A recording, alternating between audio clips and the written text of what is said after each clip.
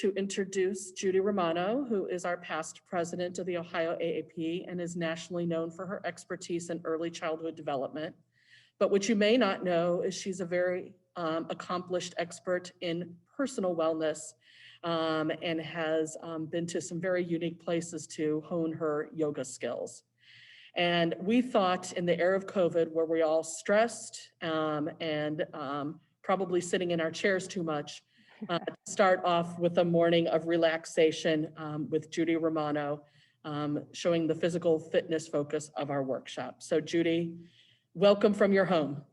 Thank you, Jill. Thanks. It's so exciting for me to be able to be with you all virtually. Welcome. Let's get started. We have about a half an hour to do a little yoga practice this morning. And so I would invite you to get out your yoga mat if you have one, or a beach towel or something works just as well. If you have a yoga practice and have some blocks, you might want to have those handy as well. And I think it's always a good idea to sit up on something. So come to a comfortable seat, whatever that is for you, sitting on a cushion or a blanket, or you might even do these beginning exercises from a chair. Oh, and I do have to introduce, this is my cat, Black. We call him Black Cat Yoga, so he's probably going to be joining us through the morning.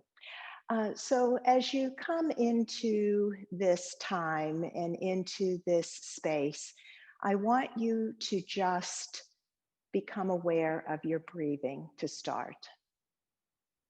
Just become aware of the air entering and exiting your body, but don't really try to change it. Don't judge it. Just become aware. Becoming aware of your breathing is a wonderful way to begin a mindfulness practice.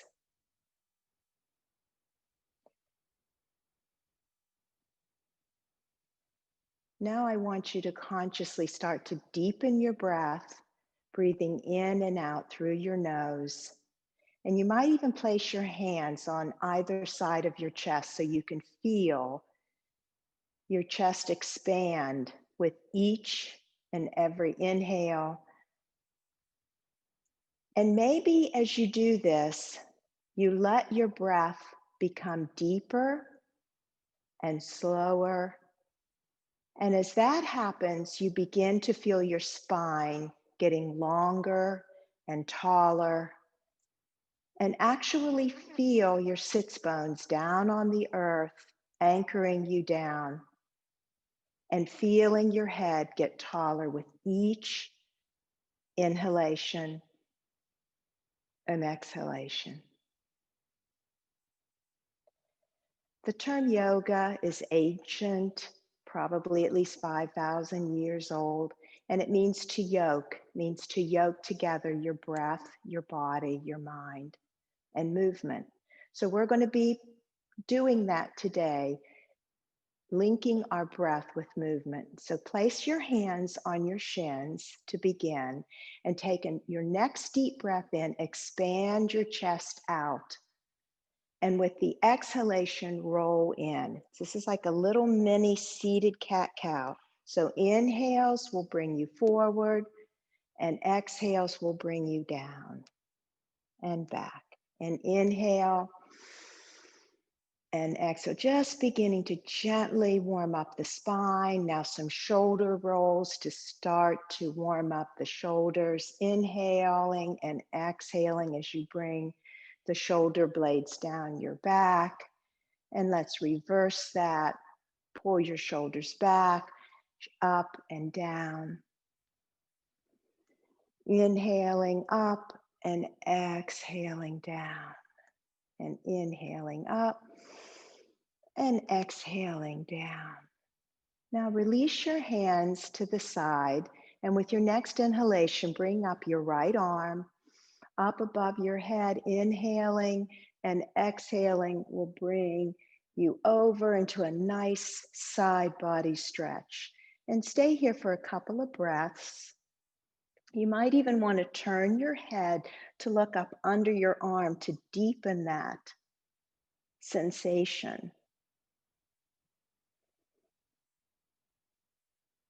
And with the next inhalation, return to center. And let's do that on the other side. Inhaling up, exhaling over.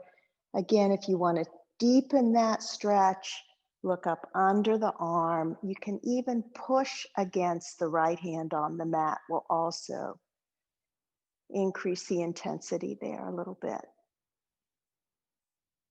And back up. And let's return our hands to the shins and inhaling and exhaling now with some movement. First, a clockwise movement. So your inhale will bring you forward and exhale will bring you around. And inhale and exhale. Now we're starting to warm up the spine a little lower, getting maybe down into that cranky lumbar region a little bit. And around. And let's now reverse that, inhaling and exhaling. Inhaling forward and exhaling as you circle around. Inhaling and exhaling. Next, I want you to take your right hand and place it on your left knee and your left hand behind you. Have a nice deep breath in.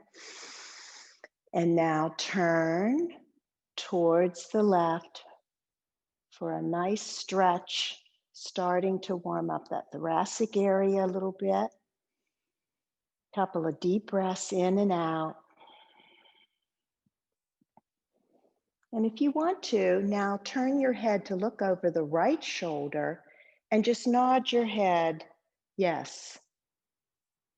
This is a good way to start stimulating the lymph flow through those lymph nodes, through the neck. So important to stay healthy and our immune system robust during this crazy time we're in. And come back to center. And now we'll do that on the other side. So left hand to the right knee, right hand behind, inhaling. And as you exhale, twisting to the right, inhaling. And try to think about with each breath, you become taller. And you're stacking each vertebrae one on top of the other. And if you want to add to this, look over that left shoulder and just nod your head yes. We spend so much time on our computers, our phones. These are some really good, simple ways to release some of that stress. And come on back to the front. And we're going to swing our legs around and get up on our knees. Now, I usually like to get onto a blanket anytime I'm going to be on my knees. So you can offer that to you, or you can do whatever feels good for you. But what I want you to do right now, we're not going to be here very long, is just put your toes, tuck your toes under, and then come down to sit in a what's called broken toe pose. And this is very stimulating for the bottom of the feet. In fact, some people might think it's a little too stimulating. And if it's too uncomfortable, go ahead and let the toes unwind and just come to a seat here. If you're still uncomfortable in this position, again, you can put a blanket under you or use one of your blocks. We're going to just loosen up the shoulders in this position a little bit, inhaling up. Exhaling the arms into a goalpost position with just a little tiny bit of a back bend. Inhale back up, elbows together and roll forward. Inhaling up, goalpost the arms. Inhale and roll forward and feel that release through the shoulders and the upper back. One more time, inhaling up, goalpost the arms, elbows together and roll forward. And from here, simply open your legs and come back down, hips to heels in a child's pose. Child's pose should feel good, a restorative pose. So you pick what's good for you. You can leave your hands out. Do try at least for a little while to get the forehead all the way down to the floor or a block.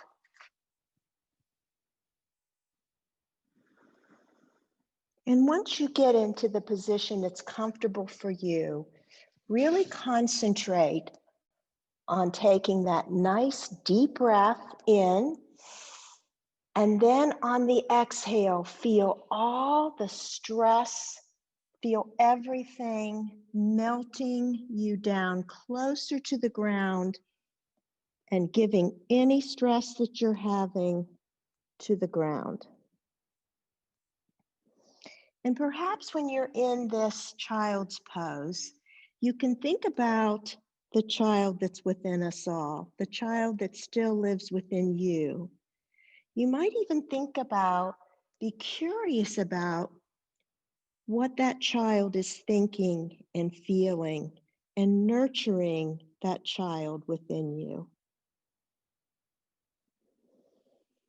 And on your next inhale, rise up just a tad and walk the hands over to the left.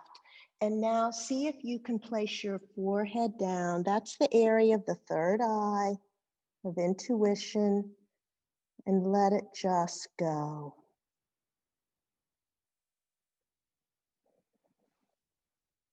And on the next inhale, walk the hands over to the other side, inhaling up and exhaling all the way down now, and feeling that stretch through the left side body.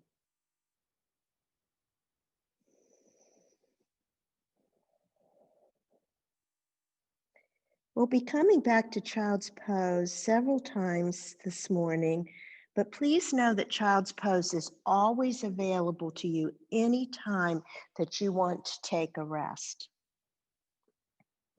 From child's pose now, we're going to come into tabletop position.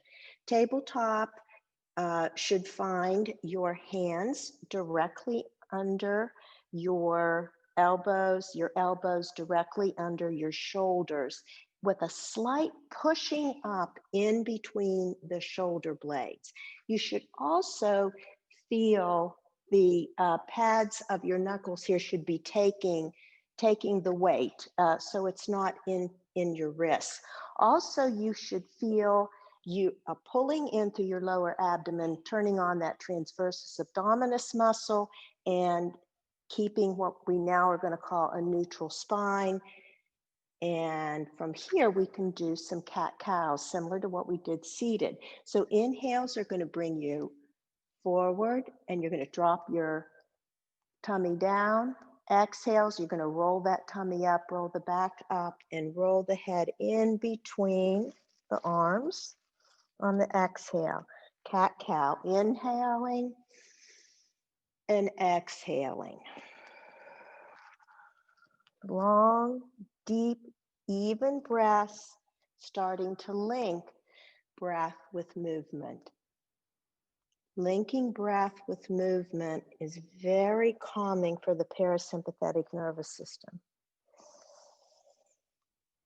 And you can continue cat-cows like this, or you can rock forward. You can rotate your hips. This is your practice. Feel whatever feels good. You might even want to push back into child's pose. And from here, we're just going to sneak that right leg back, nice and straight, and turning on that hamstring and your glute, and the opposite arm straight out in front of you. And see if you can balance like this. And every day is different. And if that's uncomfortable for you, you can either leave your hand down, or you could even leave your leg down. You're still getting some work through that lower back and abdomen. If you're coming with me, we're going to raise on the inhales and lower on the exhales. Inhaling and exhaling, and inhaling and exhaling. And one more, inhaling and exhaling. And on the next inhale, we're going to be still, and exhale, bring the elbow to the opposite knee on the exhale. Inhaling and exhaling. And inhaling, you guys are doing great. So glad you're joining me this morning.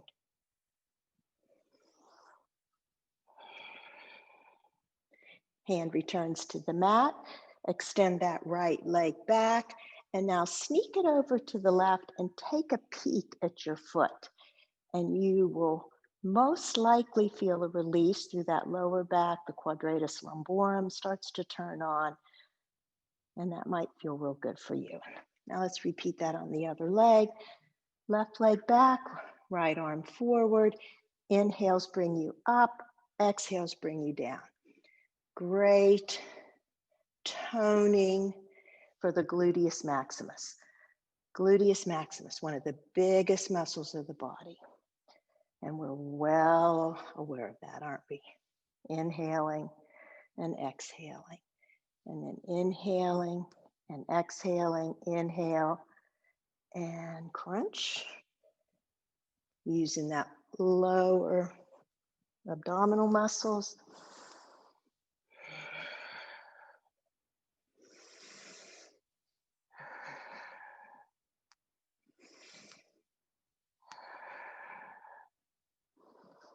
And return that hand. If you need to take a second and give your wrists a little bit of a break, please feel free.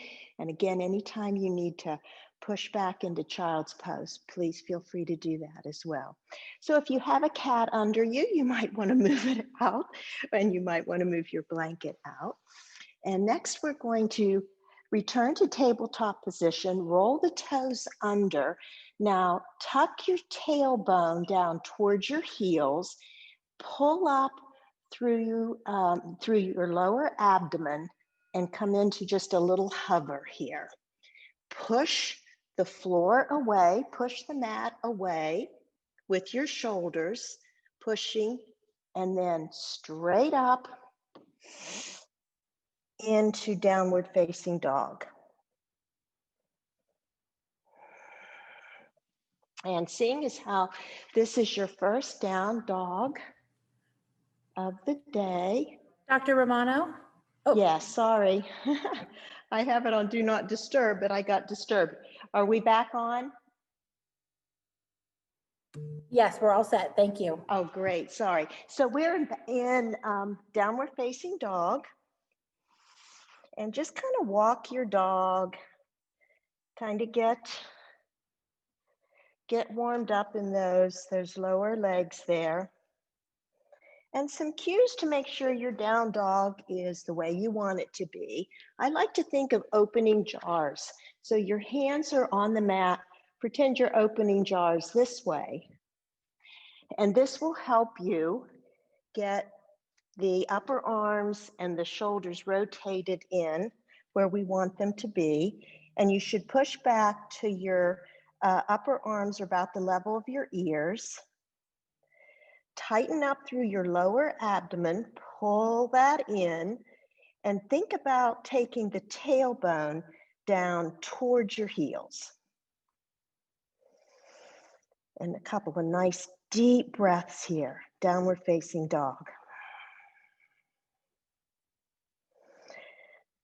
Now with the next inhale, I'm going to have you pull forward like a wave. It looks like this. Inhaling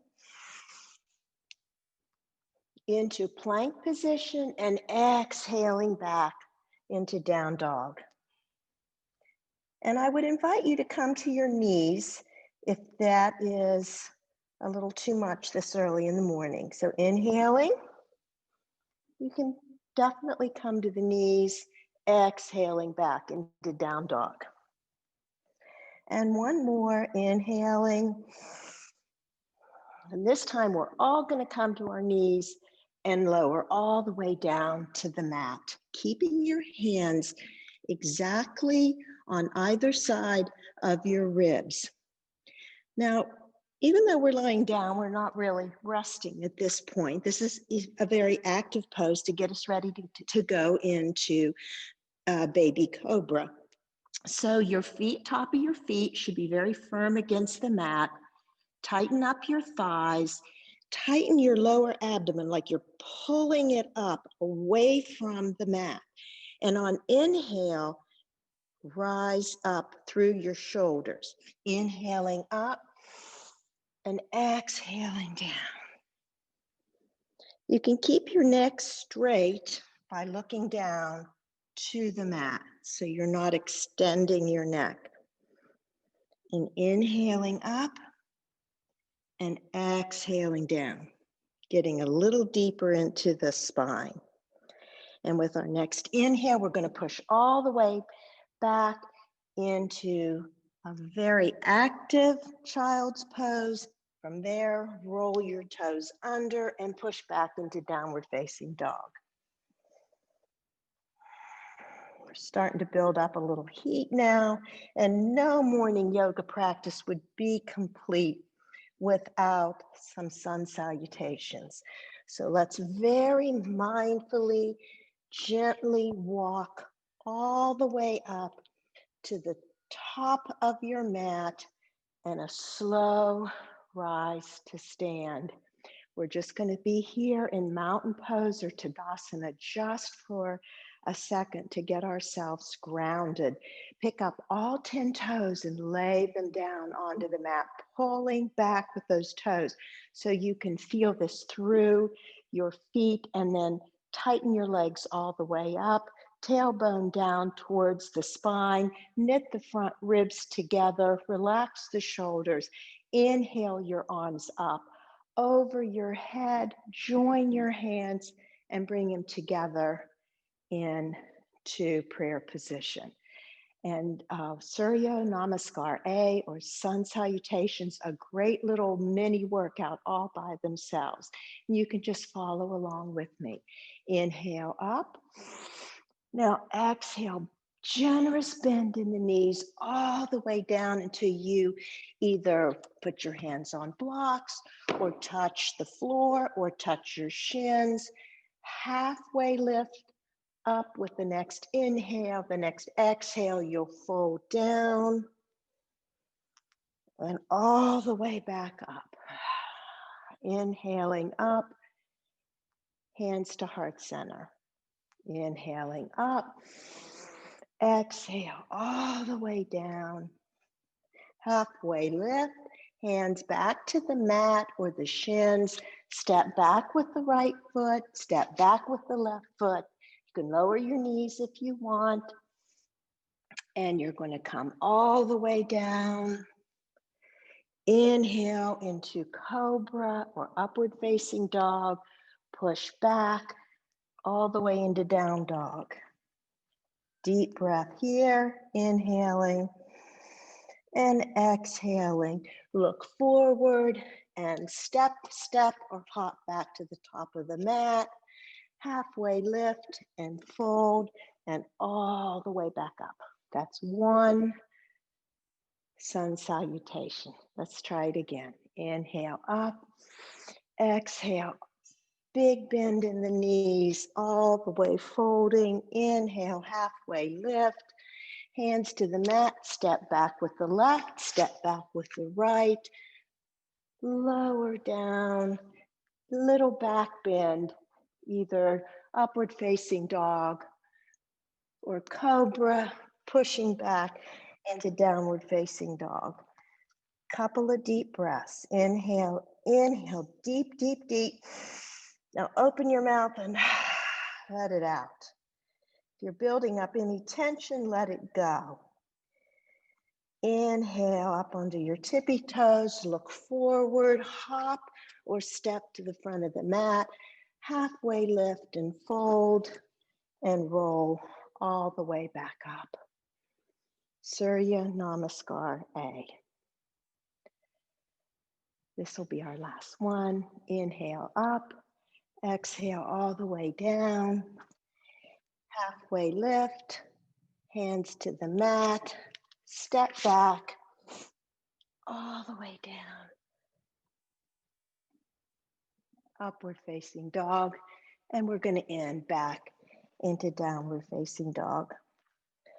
We're just going to do another little flow here now that we're nice and warmed up. So bring your feet together in down dog, and with the next inhale, you're going to inhale up your right leg, And now open up your hip and bend your knee and feel that nice stretch through your right hip and your left hamstring. Straighten the leg back out. And now step your right leg up to your right wrist. Once you get there, go ahead and lower down that left knee. Inhale the arms up.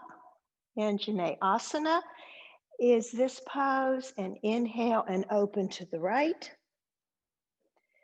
And inhale and open to the left. And inhale up both hands. That's going to come to the mat. You can leave the knee bent or straighten it and do a few little pulses here.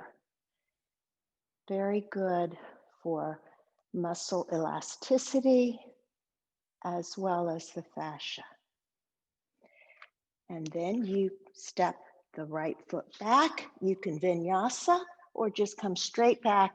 We're going to meet in downward facing dog. Inhale up the left leg. Open it up. Inhale up and step all the way through. Knee down.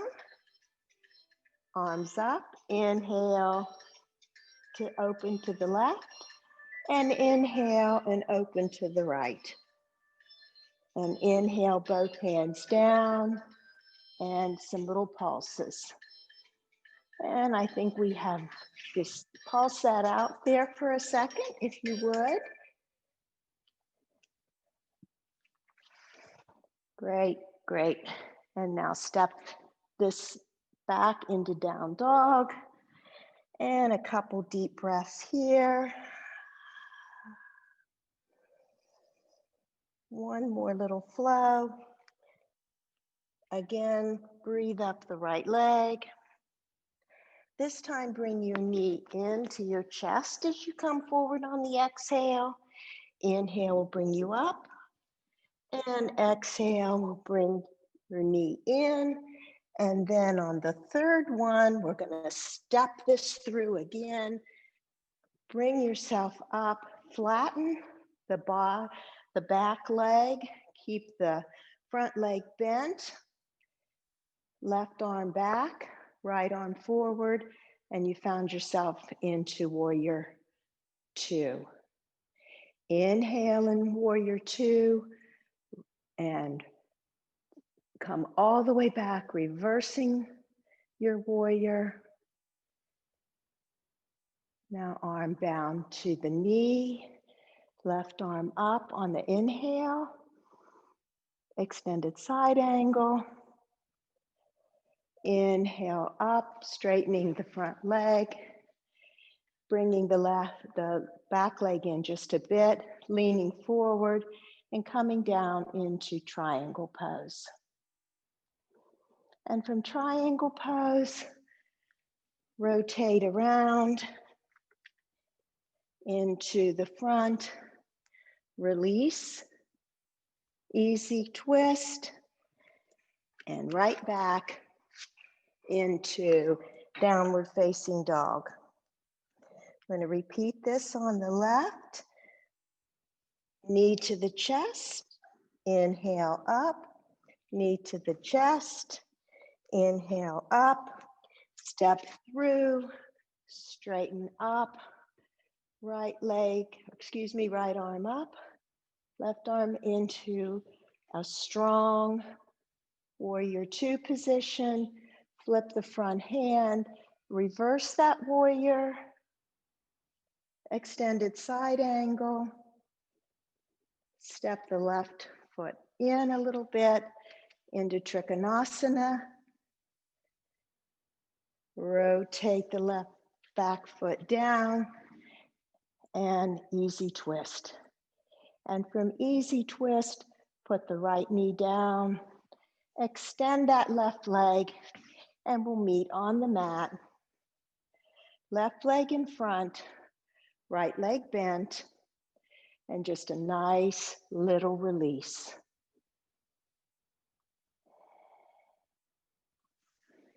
And let's repeat that on the other side. Right leg straight, left leg in. A nice release of that lower back.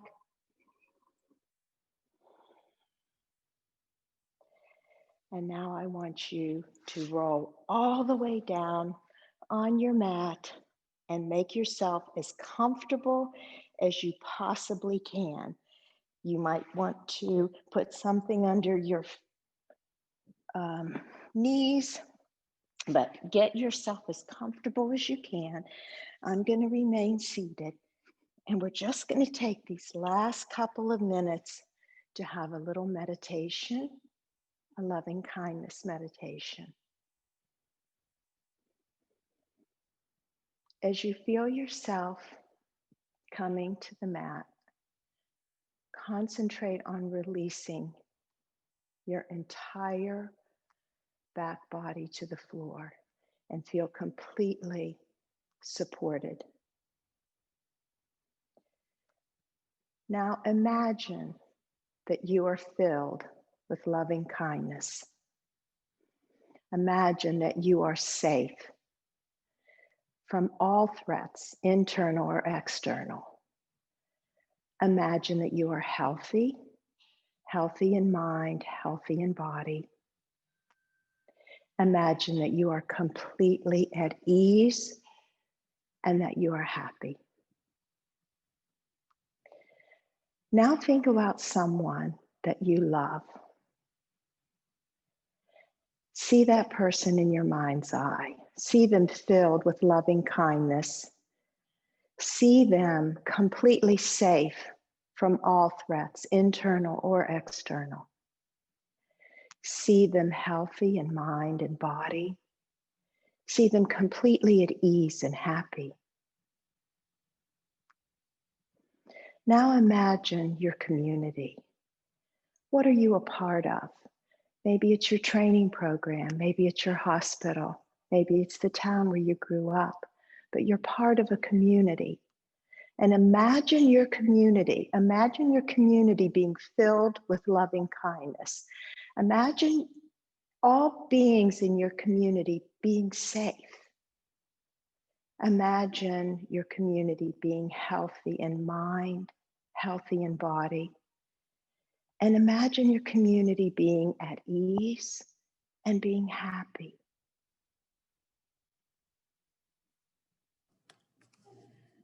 So Judy, I want to thank you very much. That was amazing. And I know even though we didn't do all of your moves, we're all very relaxed. And thank you for our personal wellness trip and relaxation for the day. Next, we're going to switch over to our next speaker, who is also a friend of mine. And we're going to speak now about your personal wealth instead of your health. Shad Patterson is co-founder of Patterson, Mottola, and Alexander and Rose Private Wealth Management group of Wells Fargo's. They have a beautiful office in Dublin on the new kind of square there. Unfortunately, they're not there right now with COVID, but he will work remotely with you as well. He works with clients to bring the focus to their goals and build a path to achieve them, and is very focused on physician retirement.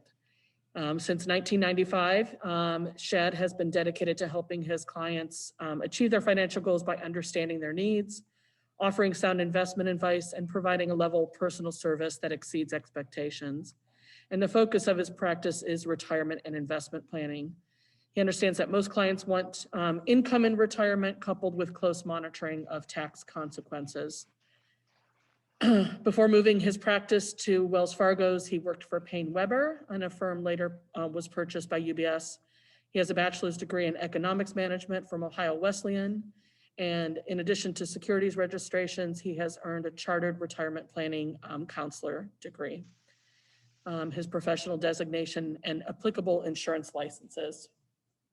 Something I didn't know before today was that Shad is also an Eagle Scout from Troop 53 in Athens, Ohio.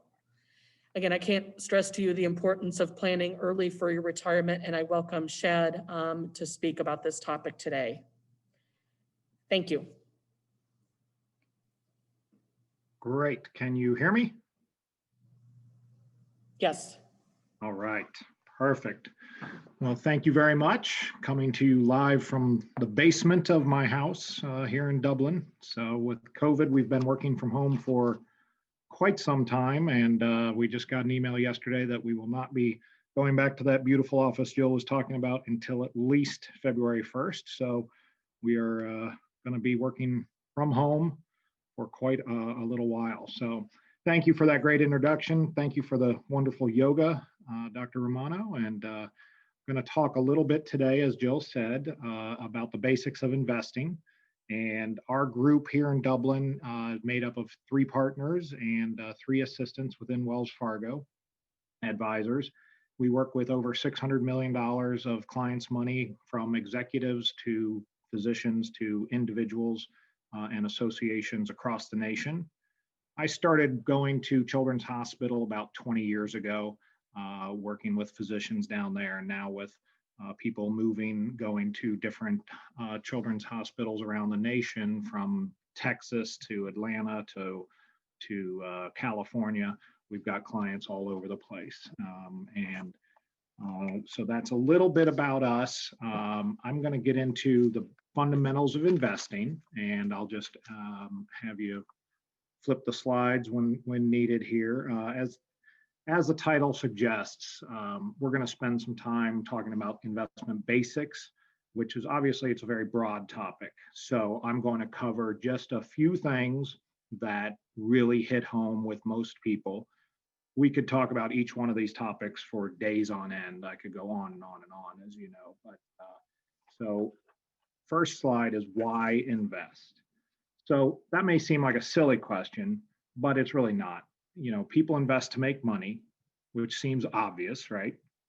But we'd want to go one step further and ask yourself, what do you want the money for? And this is what we talk to our clients about quite a bit when we do financial planning with them. Do you want to buy a luxury car? Do you want to buy a new home, take big vacations, start a new business? Any of those things can be certainly true. Go ahead and flip next slide, please. But most commonly cited ones, whoops, what happened there? We got off the slides, it looks like. Can you flip to the next slide? Let's see what happens there. Yep, there we go. So we're going to talk today just about the 2 big ones that most people always talk about: retirement and education. And education can be for us, can be for children, can be for grandchildren. It's important to know that we're investing what we're investing for, because it determines what your time horizon is, how long you're going to invest for before you need to start using that money. If you're 35 years old, for example, and you want to retire at 67, your time horizon is obviously 32 years. Then you have another time horizon, which is retirement, which can last many years. Your time horizon helps us determine how aggressive you can be with your investing. The longer it is, the more aggressive you can usually be. And we'll discuss that more in upcoming slides here. If you can flip the slide for me. Thank you. Investing for retirement has become increasingly important because prior generations used typically a 3-legged stool: their pension plan from their company, their Social Security benefits, and their personal savings. This chart that you see here does a pretty good job of illustrating how you, rather than your employer and Social Security, are now much more responsible for your retirement income than just 20 or 30 years ago. This shows you the breakdown of income sources for those age 55 and older, with household incomes in the highest quintile, or more than $63,000. And yes, that's the highest quintile, more than $63,000. Consider that Social Security covers only about a third of the income you may need in retirement. Pensions, if you have one, most of us don't anymore, at least in the age 40 to 50 is really when they started paring those back. Those will cover about 11% if you're lucky enough to have one. And if you don't have a pension, then you're going to need to use your own assets, earnings, or wages to make up the difference. Makes sense. Flip to the next slide, please. You should also be aware that normal retirement age for receiving Social Security benefits is increasing. Figure out the age at which you'll be eligible for full Social Security benefits. Add 2 months to the age of 65 for each year after 1937 until the year in which you were born. So if you were born in or after 1960, you won't be eligible for full benefits until age 67. However, you can choose to begin receiving Social Security benefits at 62, but that could end up being a costly decision. We don't have the time today to discuss early claiming benefits or lack thereof, but if you'd like to talk about it at any point, just let me know. Next slide, please.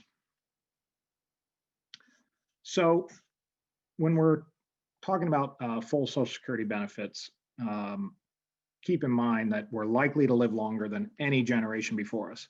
As physicians, you guys all know this. According to the U.S. National Center for Health Statistics, the average life expectancy for a person who's 40 years old is approximately 81.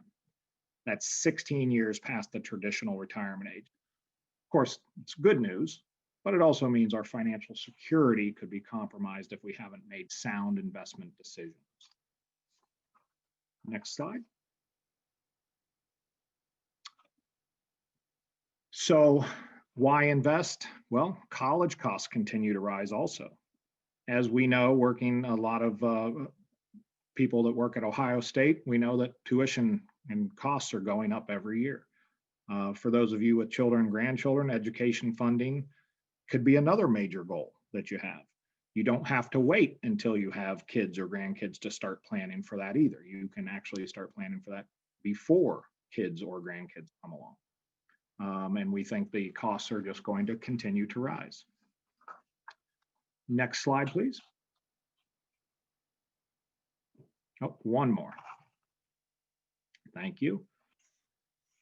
Using data from collegeboard.com, Wells Fargo Advisors estimates that if you have a child starting college in 2034, you can expect to pay $34,213 per year for public institution, or $79,000, over 79 grand a year for a private university. These estimates include in-state tuition, fees, books, rooms, board, transportation, and miscellaneous. I have a senior at Dublin Kaufman right now who is looking at colleges, and we know exactly that these costs are certainly right on line depending where they want to go, and they can be much higher than this.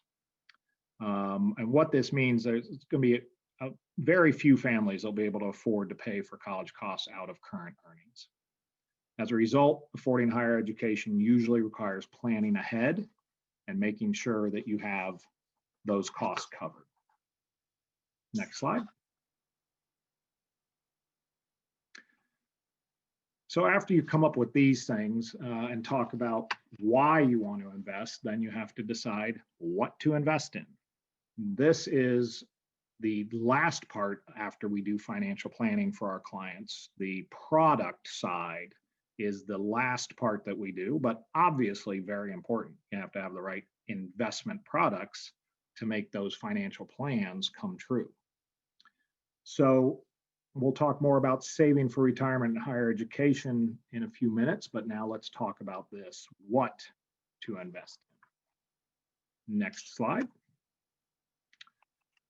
If you can click it one more time. Perfect.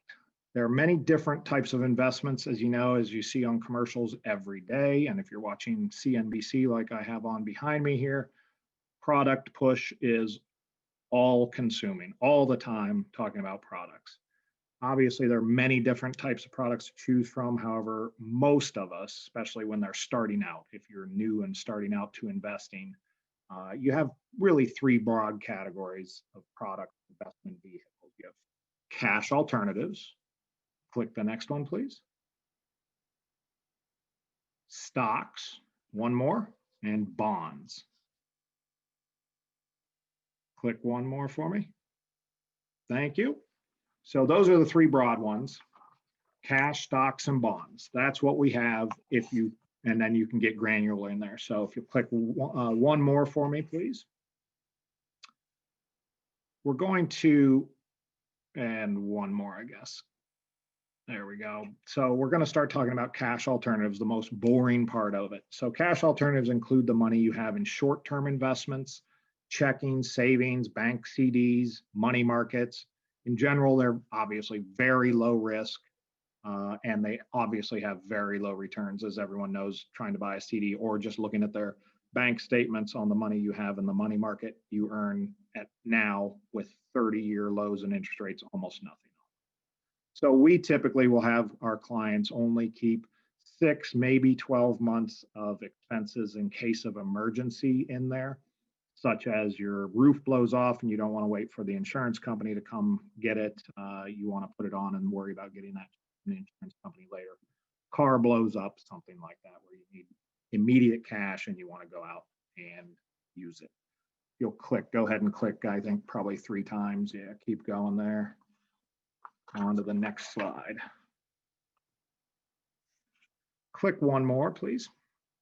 Yep, perfect. So then the next one that we all talk about all the time, and it's talked about on CNBC every day, is stocks. So a stock is a share of ownership in a company. When you buy a share of stock, your investment can increase, can decrease, it can go sideways for a long time, depending on whether the stock market's price increases or falls.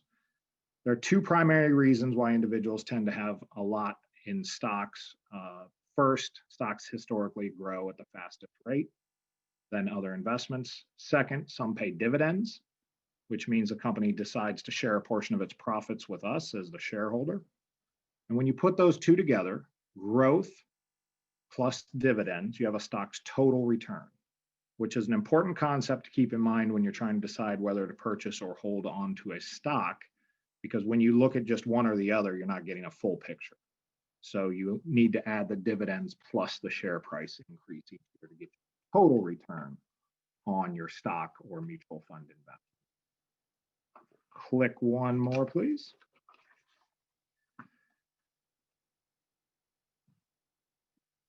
So now we're going to talk about bonds. So fixed income, if you'll click one more on the slide for me. Perfect. With stocks, they get most of the attention. The S&P 500 is all stocks. The Dow Jones Industrial Average, all stocks. They are very volatile, but they get most of the attention, and they're historically shown to have the most attractive overall return on investment. The downside is that stocks are volatile. As we saw this year alone in the first quarter, the S&P 500 went down by 35% in a month and a half. So that is the volatility. Now it's back up, and that's also the volatility. But as they increase and decrease at any time, those dividends that I talked about also, those can go up and down. We saw a number of companies this year, like Disney, suspended their dividend because of the pandemic. They will probably reinstitute it, but they don't have to. Because of stocks' potential downsides, investors often include bonds in their portfolio. Bonds have tended to be less volatile than stocks. However, there's still a potential to lose value, of course. A bond is a debt instrument, which means that when you own a bond, you're a lender or creditor to the issuer. The issuing authority, such as a company or a federal or local government, for example, promises to pay you a specified amount of interest for a certain length of time and pay the bond's par value on a given maturity date. Keep in mind that while bonds are generally considered safer than stocks, they come with a number of risks, including default risk, which means the issuer may fail to make interest payments or pay the bond's maturity value when that date comes. Next slide, please. Perfect. So the question is how to invest in those things. And this is what we're going to talk about next. One of the easiest ways, and most people know this now, 20 years ago, it wasn't as known, but now most people have mutual funds. So mutual funds, instead of purchasing individual stocks or bonds, you can use mutual funds. Mutual fund is a professionally managed pool of money invested in securities according to a specific management, according to a specific financial goal, sorry. Whatever the prospectus says, could be all stocks, could be all bonds, and anything in between. The money comes from individuals like us that want to take advantage of professional money management and diversification to help manage risk. For example, instead of investing $5,000 in stocks and bonds and owning only a few, you can invest money in a mutual fund and own part of a diversified mix of many stocks and bonds, like the S&P 500, or a professionally managed portfolio that doesn't necessarily follow the index. Another potential advantage is that small investors pool their money in mutual funds. For example, 1,000 investors each have 2,000 to invest and are looking for long-term growth. They can invest in a mutual fund, and the fund manager will buy a mix of stocks for them. Liquidity is another advantage of mutual funds. Fund shares are easy to redeem at their net asset value at any time, typically once a day. They may be worth more than you put in. They may be worth less than you put in when you go to redeem them. Next slide, please. Click one more. Something a little newer onto the market, but has gained a ton of steam in the past 20 years for a number of reasons, are ETFs. So these are exchange traded funds. So they're mutual funds. Many ETFs are designed to track a specific index like the S&P 500 index. They're changing now. There are a lot of them out now that are actively managed mutual funds, not just index. So there are a ton of choices out there. The biggest ones are the S&P 500 index and Dow Jones index ETFs. The manager of an index fund will purchase a basket of securities that's intended to mimic what that index does. Unlike mutual funds, ETFs typically, like I said, aren't actively managed, although that is changing. In other words, once the securities are purchased, the manager does little or no further buying or selling in the fund if it's an index fund. Only if, like Tesla was announced this week, they're going to move into the S&P 500 index. Those index funds will be forced to buy Tesla, whether they think it's a good investment or not. Doesn't matter. They will buy it. In addition, ETFs typically have lower expenses, internal expenses, than mutual funds, and they trade much like stocks. So unlike mutual funds, which you only buy or sell once a day after the market is closed, ETF mutual funds trade like stocks. So you can literally buy and sell them during the day, anytime you want, and the price will fluctuate all day. So ETFs are then also subject to similar risks as stocks. There's no assurance that the price and yield performance will match the index fully. Next slide, please. Okay, so let's now shift. We talked about product, we talked about why to invest. Now let's shift on to how to invest. Let's go ahead and click the next slide. Asset allocation. Of the three investments we've discussed, which one's right for you? Well, that takes either you making that decision or hiring a professional to help you do your financial planning and figure that out. Many of us, all of us really, want three qualities. We want the lowest risk, we want liquidity, we want the highest return. The problem is no single investment provides all three of those. Cash alternatives are usually the least volatile investment. However, because of their low return, you have inflation risk eroding your purchasing power. In other words, the money you withdraw now may be worth less than that dollar you put in 10 years ago because of inflation every year, gas prices and the cost of milk going up. Stocks historically have shown the most attractive return on investment, but they can be very volatile. Bonds are less volatile than stocks, but historically have a much lower rate of return. Because each type of investment has its own drawbacks and advantages, it's a good idea to combine them in your portfolio, which is a strategy called asset allocation. There's no assurance that asset allocation will protect you against market risk or volatility, but what it does help is it blends investments from these different risk categories to help you manage your risk and work toward your long-term goals. So figuring out what your risk tolerance is really the first thing that we do with our clients. Because if we put a great portfolio together and we don't have your risk tolerance correct and the market does what it did in the first quarter, and it makes your stomach not feel good because you have too much in stocks and your portfolio went down and you say, get me out, that blows up your long-term financial plan.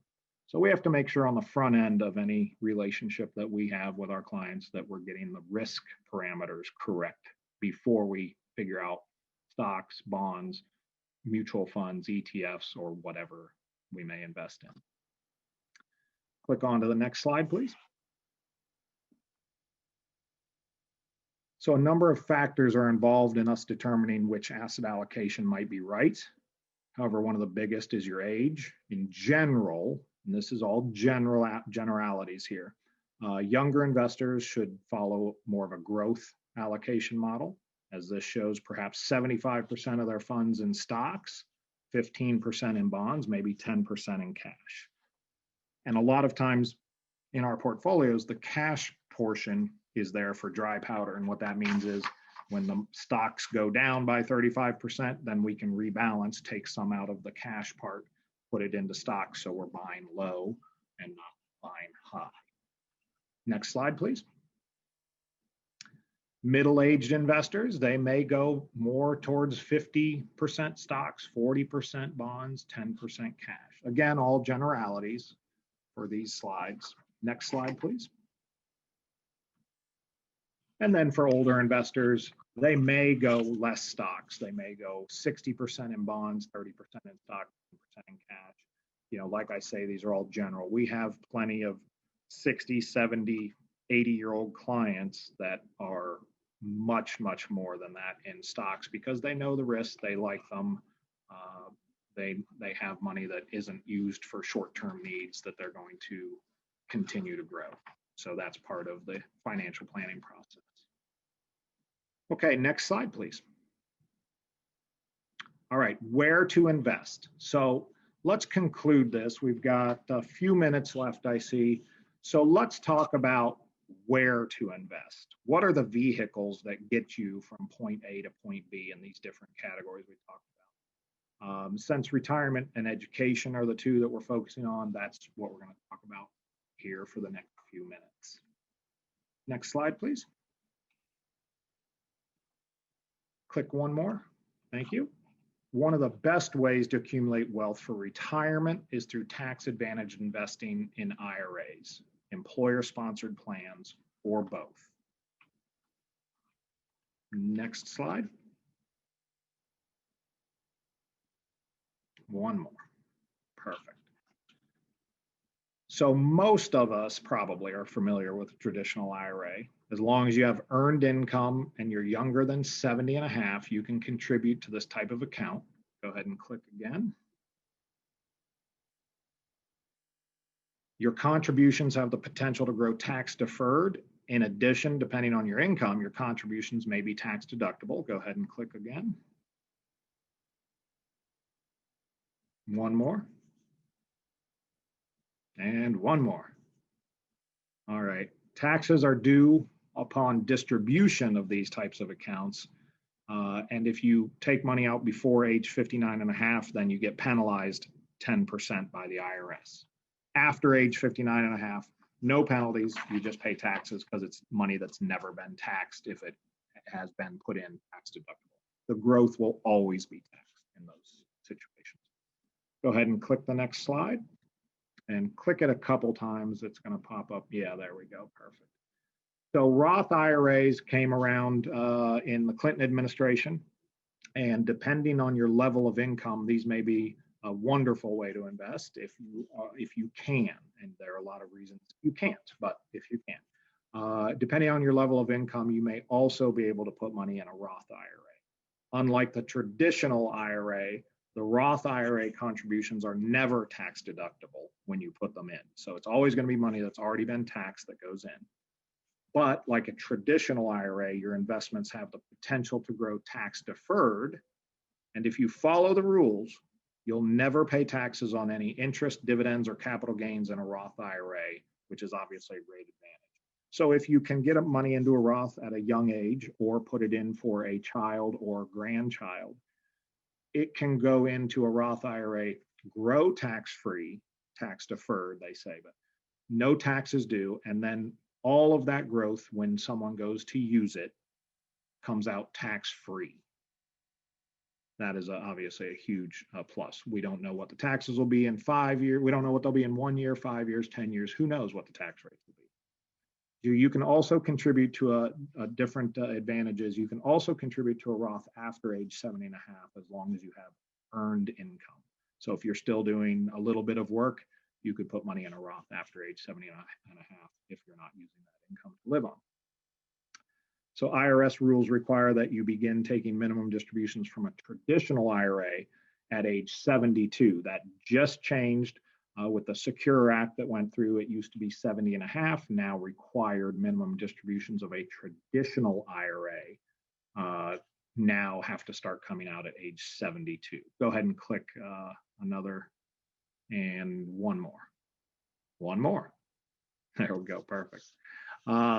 So in the Roth situation, you can continue to let the Roth continue to grow after age 72. You do not have to start taking money out of a Roth. So it can be a good vehicle to pass money, if you're so inclined, to children, grandchildren, friends, whatever it may be. Go ahead and click the next slide, please. One more. So now what almost everyone, I'm sure, on this call has is an employer-sponsored plan. Whether you're in the hospital system or in a private practice, you most likely have an employer-sponsored plan. If you don't, you should. If you have the opportunity to participate in a company-sponsored retirement plan, such as a 401k, 403b, simple IRA, 457, 401a, any of these plans, you really should take advantage of it. Rules regarding contribution limits, loans, other features vary by plan, obviously, but the bottom line is you can reduce your current taxable income while saving for retirement. Go ahead and click through that slide and on to the next one. So you've got the 401ks, which would be for 403bs, which are hospital employees. Go ahead and click again. Simple IRAs could be for individual practices. If you have one or two doctors working together, sometimes a simple IRA is better than a 401k. Go ahead and click next slide. Perfect. 529 plans are for education funding. So when it comes to saving for higher education, 529s, which are newer than anything else we've talked about so far, are a unique investment vehicle. Qualified distributions can be taken to cover elementary school or secondary school tuition up to $10,000, tuition, room, board fees, books, and supplies at any accredited post-secondary school that participates in the U.S. federal financial aid program.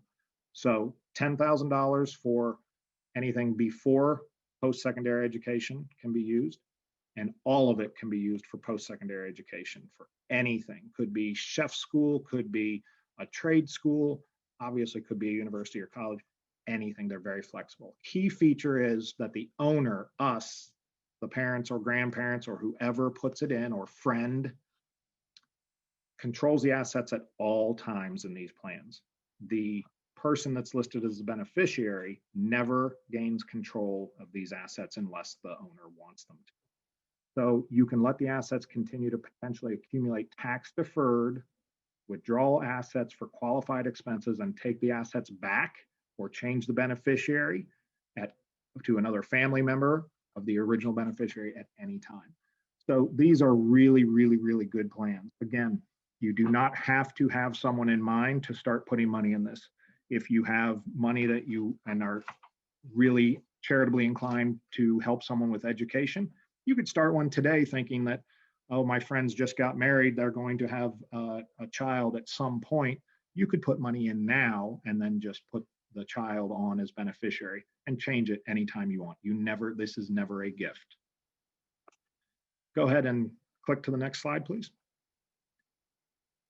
So unusual features of these plans are that they're sponsored by the states, which makes it hard. There are a whole bunch of them.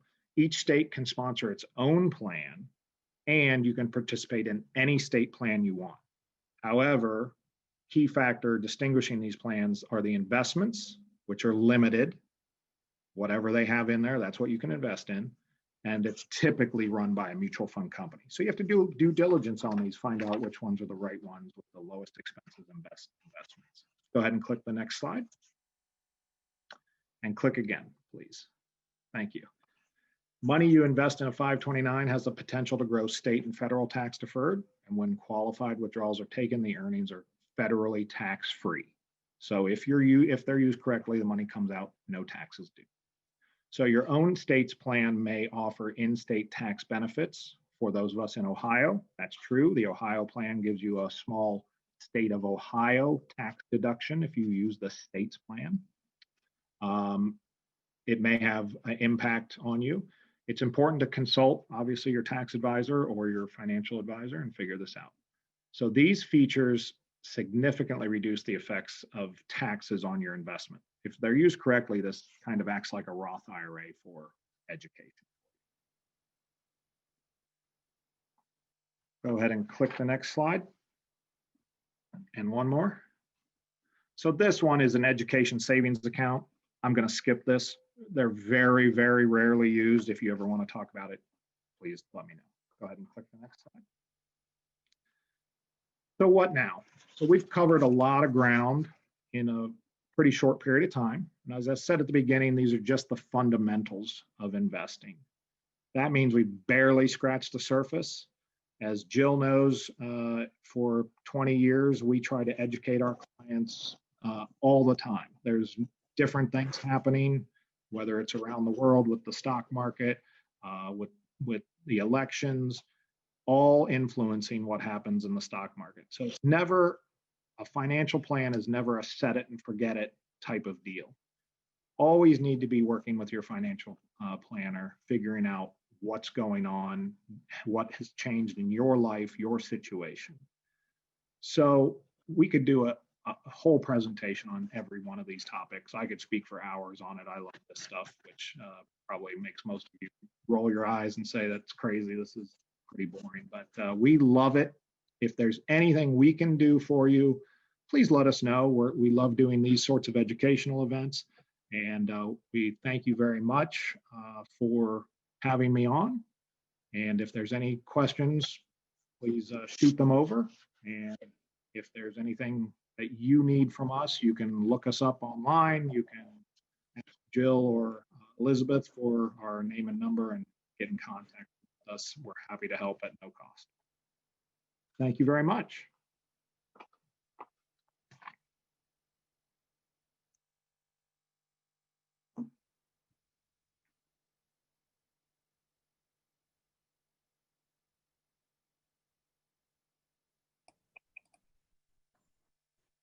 All right, thank you very much, Dan, for the excellent presentation. Thank you. Thank you. We are going to transition to our next session. If we need a couple minutes stretch break while we get our next presenter organized here, we are just a couple minutes ahead of time. This next session will be on negotiating your employment agreement, key legal issues for new physicians.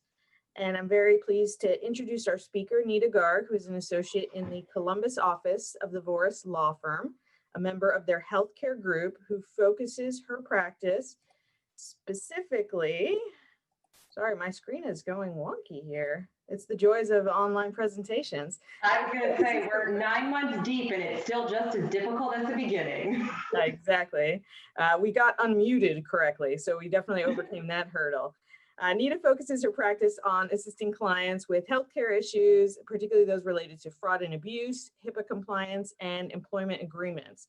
She has expertise in healthcare litigation and counsels clients on privacy matters related to HIPAA, FERPA, and GDPR.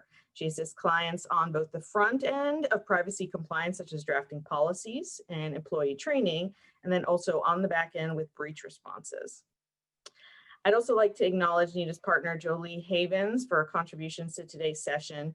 Unfortunately, Jolie had a family emergency and won't be able to join us today, but we thank her and we wish her and her family well.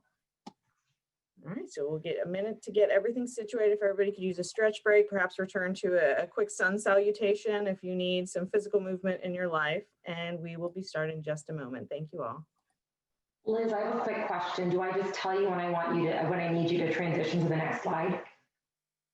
So I am not your slide guru, but yes, if you say out loud, somebody will get you. A magic slide elf will take care of it. Okay. Thank you.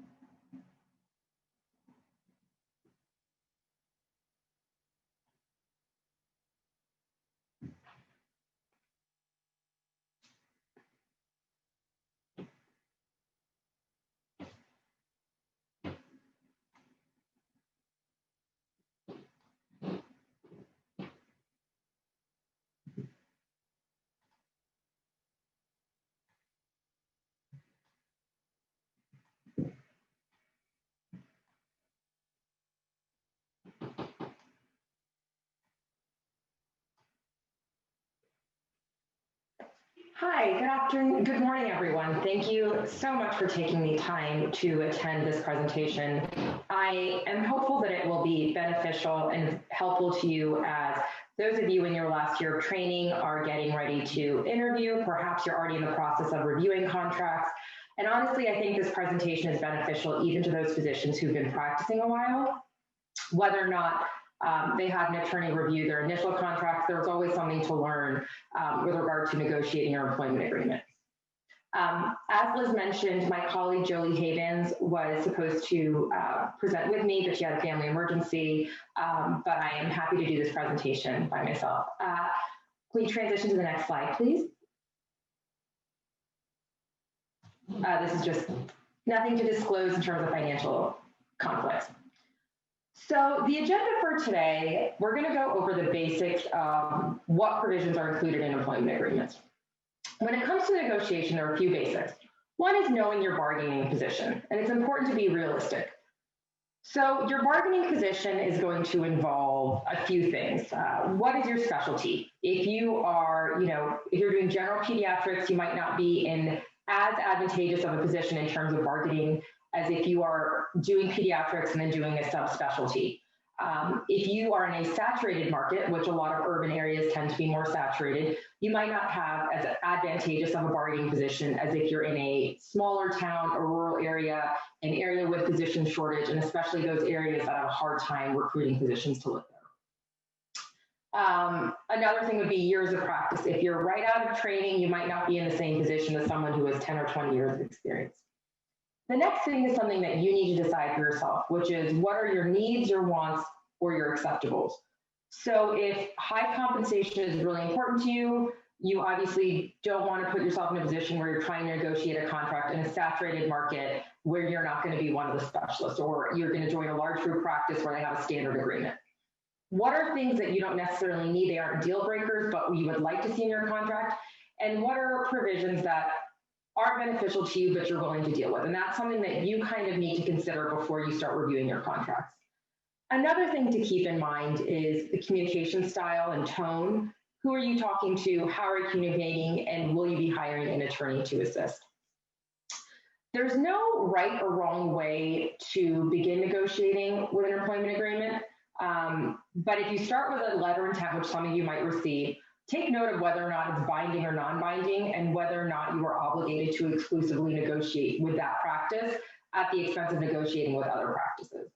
Whatever stage you're at, make sure you insist that the terms of the agreement or letter of intent reflect what was discussed during the negotiations. We oftentimes see this where a physician comes to us and says, hey, I was promised I'd only work 4 days a week, or I was promised to only work at one satellite location and not have to cover all these other campuses. But when it comes to the language of the agreement, that's not included in there. So that's one thing that's really important that you keep in mind. Remember that while you may have heard what terms are in your attendings contracts throughout residency or fellowship, you're new to the field, and so what someone else may have in their contract isn't necessarily what you are going to have in your contract, both in the sense that they negotiated their contract potentially 10, 15 years ago, and they also have 10 to 15 years more experience to you. It may not seem like it after years and years of med school and residency and fellowship for some of you, but you are just starting out, so you don't have a long list of patients or any colleague or community references or referrals just yet.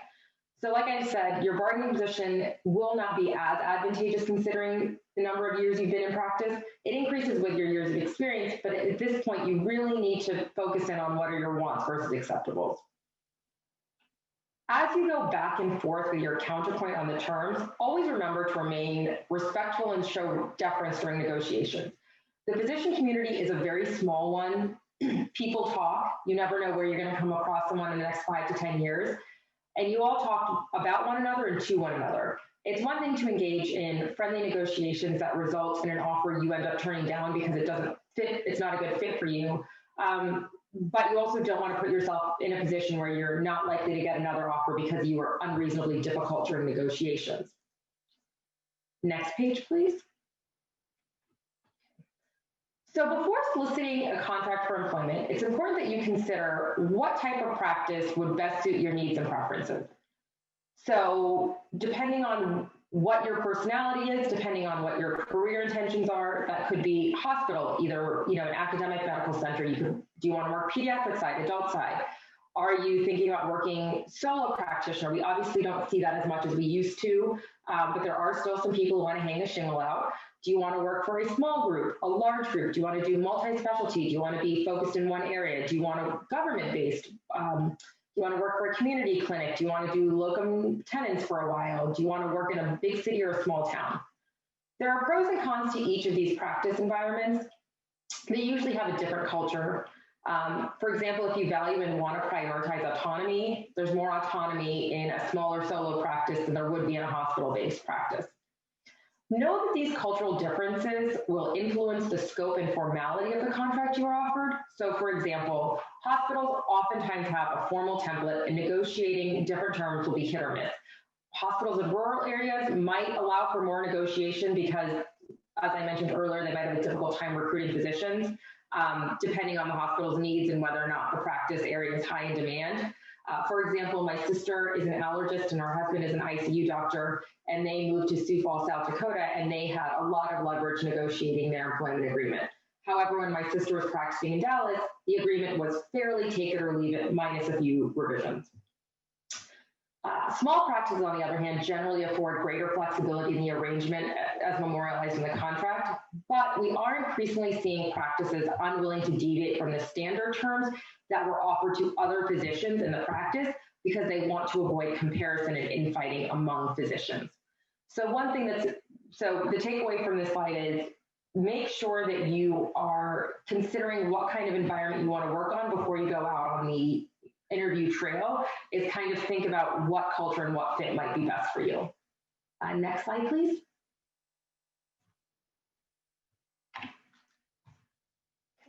So why negotiation matters. So as I mentioned, depending on the environment you're going for, you potentially are in a position where your bargaining position will be relatively weak now, but you will make a dramatic jump in the next few years. So, and again, this is to new physicians. Older physicians who've been practicing for a while are in a different boat. Don't make your goal with negotiations to, quote, win on everything. It's important that you shoot for what's mutually beneficial between your potential employer and yourself. You want to make sure that it's fair. This is more beneficial long-term and will make the employer eager and excited to have you rather than view your employment with dread. As you gain experience and reputation and you have that patient base, your negotiating power will lean in your favor. However, it is important that you don't minimize the importance of your contract or negotiations.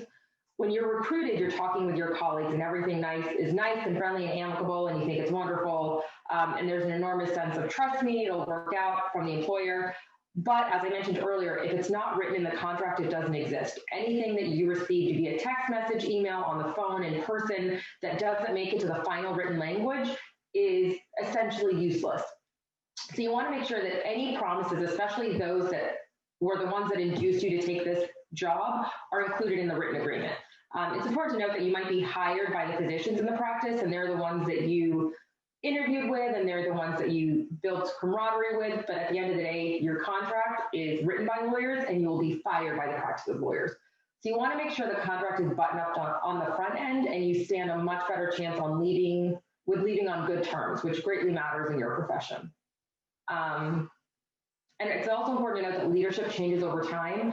So and we'll discuss this later, but you always want to make sure you have an exit strategy in case, the practice is a good fit in the beginning when you start there and you like whoever's in charge, whether that's the administrative end or the clinical end. But as things can change from the time you accept a job to the time you've been working there, 5 to 8 years, it's always important to have an exit strategy. Next slide, please. So what are some key provisions we're going to discuss today? This is one that's obviously fresh in everyone's mind when you're finished with training and you've accumulated your 6 figures of debt: compensation and benefits. Restrictive covenants, also referred to as covenants not to compete. Scope of duty, what exactly are you expected to do as you provide services at this practice? Outside activities, and that refers to you potentially engaging in competing activities, whether that's, hey, I have a company that works in medical technology, or I plan on doing volunteer work, or I plan on moonlighting at another clinic on the weekends or after hours. Call coverage, are you expected to provide coverage for call? The length of the term of the agreement, termination options, which applies to both ends, the employer's ability to terminate, as well as your ability to terminate the agreement. And then finally, professional liability tail coverage. Next slide, please. So compensation and benefits. So right out of residency or fellowship, you will typically be offered a guaranteed or RVU-based form of compensation for at least a year. It's rare to see new physicians operate on a revenue minus expense model because you're building your practice from the ground up. And no matter who you are or who you know, it just takes time.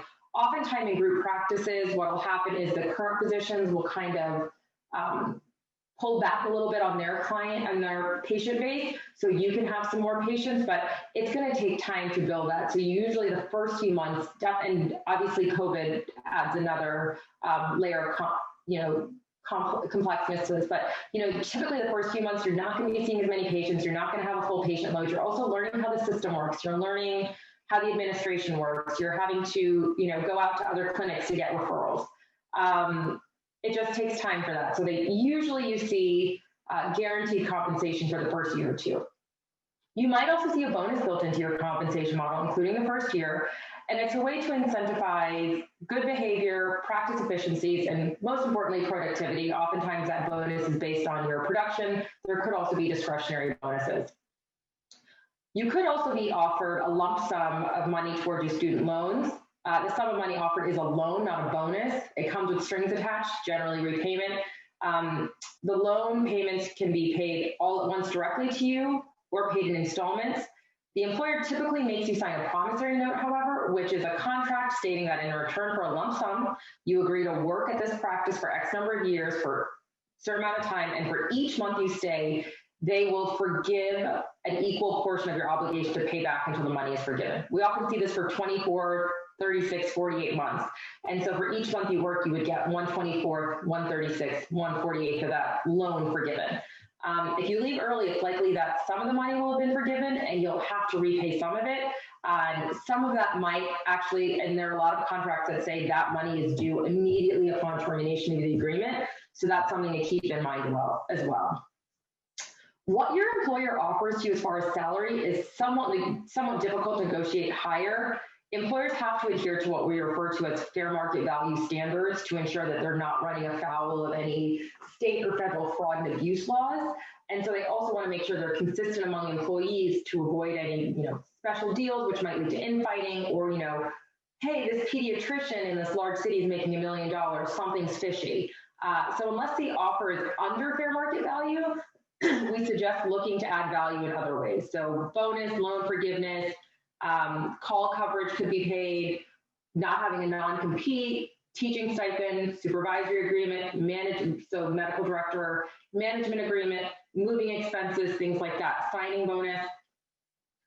But you should know that you likely won't be receiving an unusually sweet deal right out of residency because employers would have a hard time justifying it. Again, as I mentioned, there could be exceptions, like if you're in a rural area that's very difficult to recruit physicians. So eye your compensation package, not with the goal of making, hey, I expect to make X amount of money regardless of anything, but make sure that it's fair and seems appropriate for someone in your position. And another thing to consider is obviously in addition to your salary, bonus, loan forgiveness, et cetera, there are also some other monetary benefits that aren't going to be, necessarily in your paycheck. So do you get the PTO that you're expecting? Are you receiving time for CLE and are they paying for CLE? We typically see anywhere from $2,000 to $5,000 a year for CME expenses. We typically see about 1 to 2 weeks for CME time off, and also employee benefits. Are you going to be receiving health, disability, life insurance? Will your family be receiving that? Will you get your licensure paid for, state licensure, DEA, whatnot? On the next few slides, I'll put up some sample language to show you what that language may look like in a contract.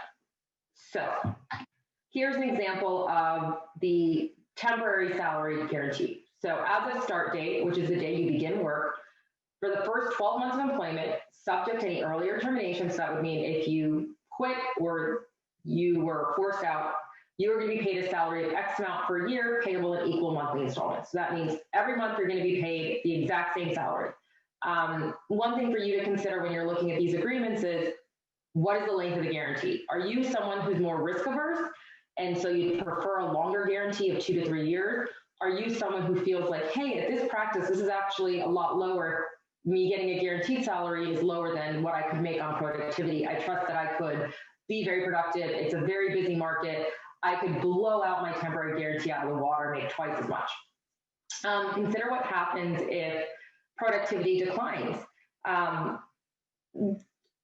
Usually after 1 to 2 years of employment, you will not see guarantees. Again, that's not every employment agreement, but employers are now moving toward productivity-based models. But with this guarantee, you show up, you don't breach the contract, you do your job, and you get the same amount of money every month. Next slide, please. Okay, so this is some example language. So we have that temporary guarantee, and now this is what the language will look like if after that temporary guarantee, you would have an RVU-based model. Thereafter, a physician's compensation shall be their actual RVU production, which actually multiplied by the RVU rate set forth below. So what happens is they have a rate for each RVU, and they say, for every RVU, you will be paid, $20, $30, $40, whatever the rate is. And then they will pay you that amount. So the two important things are the indented lines. Essentially, the employer determines a dollar amount they will pay you per RVU. Your compensation then takes the RVUs you personally perform and multiplies it by the set dollar amount. As you can guess, this can only be determined with accuracy retroactively, which brings us to the concept of a draw. As you may guess, this can only be determined with, at the outset, so there'll be a number of RVUs that the employer predicts you'll be able to perform in a certain time frame. They're going to pay you based on their best guess, and then there's going to usually be a reconciliation between your actual performance and your estimated performance, with the gap being paid by the employer if you overperform their estimate, and if you underperformed, you might have to pay them the difference. And this reconciliation can happen on a quarterly basis, an annual basis. It could happen every 2 weeks, but it usually takes some lag time to calculate what that difference is. When it comes to what the estimated RVU production is, it's important for you to think about, ask them how they calculated it. Is it realistic for your specialty? Is it the same number as other positions in your specialty? And what happens if productivity falls below target? Will they do anything if it's something that you feel like you're not contributing to your low productivity, there's just not the patient base for that, what will they do to help boost up those numbers? And are there any consequences if you are consistently low? Next slide, please.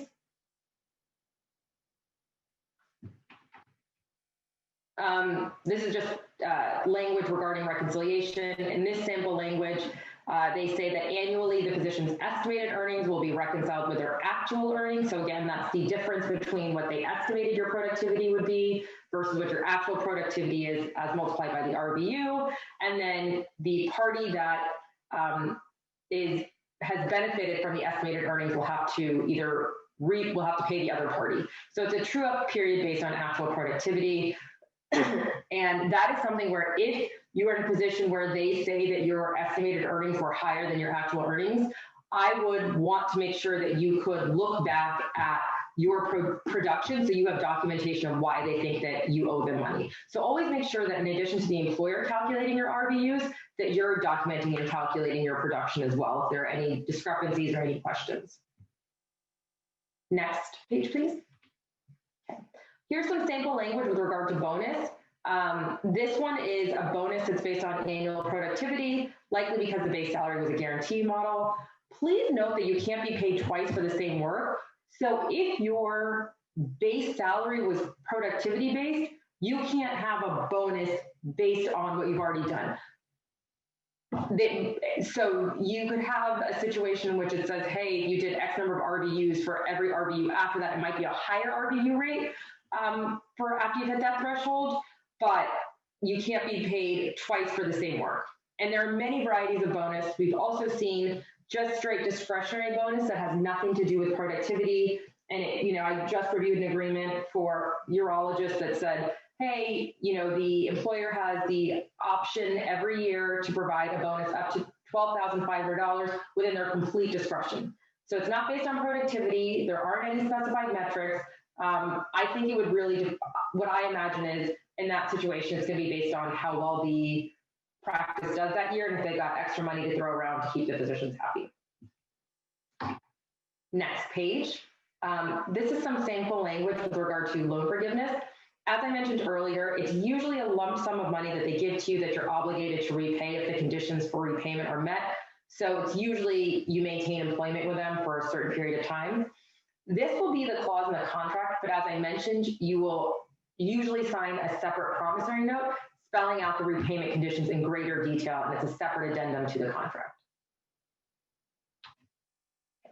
So ownership partnership, if you plan on going into private practice, a small group practice or a large group practice, and you want to be partner track there, there could be some conditions attached to it. It's obviously not going to be for the first few years. There could be a tryout period. It could be, you hitting certain RVUs for a period of time before you make partner. And how long it takes to make partner will depend on your specialty, will depend on the size of the practice. If your goal is to make partner and you're looking at different practices, I think it's very important that you look around, speak to people there, see how long it took them to make partner, ask them if they, because for example, I'll use my sister. The first practice she was at, her contract had language about you'd be eligible to make partner after year 3. No one had made partner in this practice in years. The owner of the practice just didn't want to, but he included the language. So it doesn't matter. There's not ever going to be a promise to make partner in your employment agreement. It'll usually say something about when you first be eligible to make partner. But if that's something that's a goal of yours, I would speak to physicians at that practice to see who has made partner, how long it's taken, and what you can reasonably expect. Next slide, please. Oh, sorry, I should have told you that earlier. We can go to the next slide. So here's sample language of what you can expect with regard to partner. Upon successful completion of the initial 12 months, physician shall be offered the opportunity to purchase an equity position. But you see this language, it says, shall be offered the opportunity. This is language that I've rarely seen. Usually it's much more vague. This would be the ideal language for you, but it's usually more vague. It's, something like employer shall consider offering physician the opportunity to purchase an equity position. So like I mentioned, if that's something that's really important to you, it doesn't matter what the language of the agreement is, speak to people in the practice, get the intel you can. Next slide, please. So restrictive covenants, these are also referred to as covenants not to compete. And it's a provision that places limits on your ability to provide medical services after the termination of your agreement. The AMA usually considers restrictive covenants to be against public policy because it infringes on people's ability to provide services within their specialty. They're also generally disfavored by courts because they're considered a restraint of trade. And depending on the state, they can be unenforceable unless certain requirements are met. So the courts want to make sure it's not an unreasonable limitation on your ability to provide services or change employers or solicit patients. I also practice in Texas. Texas has very strong restrictive covenants and they're very employer friendly. So if any of you plan on leaving Ohio or practicing in a state like Texas, you could be in a position where restrictive covenants are enforced. So for example, in Houston at Texas Children's Hospital, a large institutional employer, their restrictive covenant says that people can't work within 40 miles of any Texas Children in the main campus or any of the satellite campuses for, I believe it's either 1 or 2 years after practice, and the state of Texas says that's reasonable. That's not something you would see in Ohio. Next slide, please. So restrictive covenants. The main one that people worry about are the non-competes. So it usually has to have a geographical scope, whether that's, you're not allowed to practice in Franklin County, or you can't practice within 5 miles of where you primarily practiced while you were with the employer, or you can't practice within 10 miles of any practice the employer has, regardless of whether or not you personally provide services there. There's also a duration. It's usually 1 to 2 years. It also will specify what activities are permitted or prohibited. So it usually is, the same services that you provide the employer. If you're someone who did pediatrics and then a specialty, so let's say, for example, you're a pediatric cardiologist and it references pediatric cardiology, you can try to carve out practicing general pediatrics even within that defined range. Non-solicitation, this refers to your inability to take patients with you. They don't want you in a position where you are taking your entire patient base and you leave and uproot them and take them to your next employer or a practice you start yourself. Also refers to staff. Employers don't want you taking their nurses and their receptionists and their coders and taking them away. Just like with the restrictive covenants, it's usually a 1 to 2 year duration. There's usually exceptions for, hey, if a patient comes to you without you soliciting them, soliciting implies that there's some active action on your part. But if a patient finds out that you're working at a new practice and decides to go to your new practice, you did nothing wrong. If you placed a circular in the newspaper and some staff member responds, that's not you actively soliciting.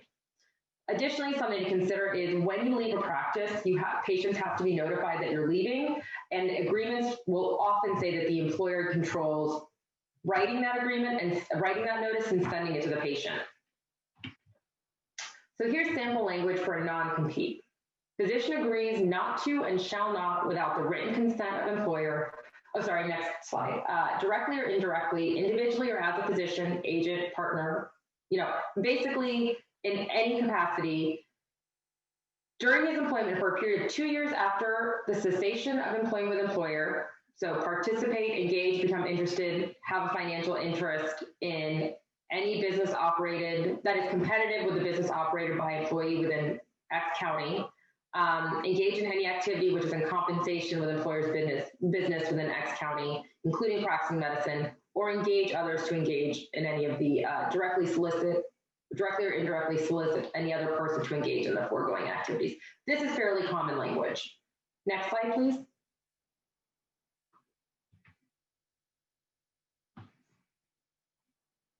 Oh, sorry, can we go to, yeah, okay. So the next one is a different example of non-compete. This is for 1 year, and it's engaging in the practice of medicine or surgery or any other services substantially similar to those required or to be provided by a physician under this agreement. That's pretty similar to the next one, just different way to wordsmith it. Next slide, please.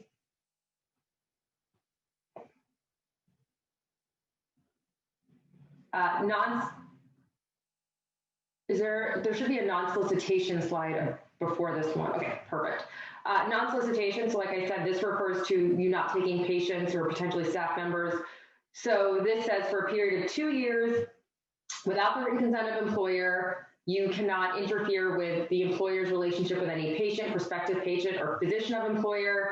You can't try to divert business from the employer, and you can't entice, solicit, or hire away any of employer's personnel to work for your business. In this one, it's very broadly interpreted because they define prospective patient to mean any person that resides or otherwise is located in a certain county. So that would be significant. We would try, if we saw this in agreement, we would try to negotiate out prospective patient and limit it to any current patient of the practice. Next slide, please. So this, as I mentioned, there's generally under the medical board rules for each state, there's an obligation for the physician to notify patients that they're leaving. This is sample language you might see in employment agreements that says the employer is the one making the notification at their expense, and the physician's not allowed to make this notification. Next slide. And like I said, this is really to protect their patient base. So scope of duties. It's a pretty simple concept. Make sure that what you're told you're being hired for is included in the agreement, where you will do it. So for example, if part of the enticement for working for this employer is, hey, I get to work at the main campus of this hospital. I get to work at the main campus of Nationwide Children's. I want to be where the action is. Don't put me in Westerville or Dublin. And then you look at the agreement and it says, physician shall be expected to provide services at any clinic as mutually agreeable by parties, as agreed upon by employer. That's not what's expected. You want to make sure that's cleared up. If you're intending to split your time between clinical and research duties, make sure that's included in writing in the agreement. If you are intending to have time to perform administrative services, if you are expecting to teach residents or fellows, make sure that's included. This also includes if you are planning on working part-time, make sure that that's included in here. If you had planned on working, 0.6 FTE, and you see that this agreement anticipates you working 40 hours a week, you want to make sure that's resolved and cleared up. So if you go to the next slide, here's some sample language that's usually included in an exhibit of the services to be provided. So this is fairly standard. Discharge all the responsibilities as a member of active medical staff, participate in medical staff activities and committees, expand availability of professional medical services, health risk assessments, teach medical students, residents, and fellows. And then the broad catch-all is perform such duties and assignments as assigned by employer, establish call coverage relationships, and usually there's a requirement that you provide services to the indigent, Medicare, and Medicaid patients without discrimination. This list of services can be written as broad and as narrowly as desired by the parties.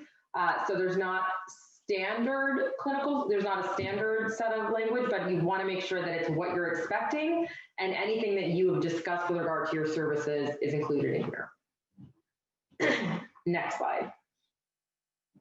So outside activities. At this stage in your career, an employer wants 100% of your time. They want 1 FTE. So they will try to limit, your ability to engage in outside activities, or they will limit your ability to keep any money received as a result of those outside activities. They also don't want you performing in competing services. So for example, volunteering medical services, usually there's a carve out for that. Very few employers are going to limit your ability to volunteer and provide medical services. They will add in language saying that you need to ensure that if you're providing medical services, even on a volunteer basis, that you have your own malpractice insurance. Working with pharmaceutical or medical device companies or giving speeches, oftentimes they will require that if you do that, you either have express written approval by them, or you give any money you receive from those consulting services or speech writing services and pay that money to the employer. Whether or not this is important varies by individuals. We have a lot of physicians who say, are you kidding me? I'm tired. I just did 4 years of med school, anywhere from 3 to 10 years of residency and fellowship. I just want to do this job and I'm done. I don't want to have any side hustles. For some people, it's really important. They have companies on the side. They want to moonlight. They have a lot of debt. They want to make as much money as possible.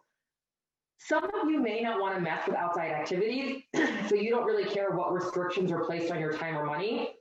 And so for you to die on, and you have zero intention on negotiating this section, which that's one thing that I also want to bring up, is if something doesn't matter to you and it's not relevant, don't fight it and save your fight for the things that actually matter to you. So if you have zero intention of engaging in outside activities, let this language be.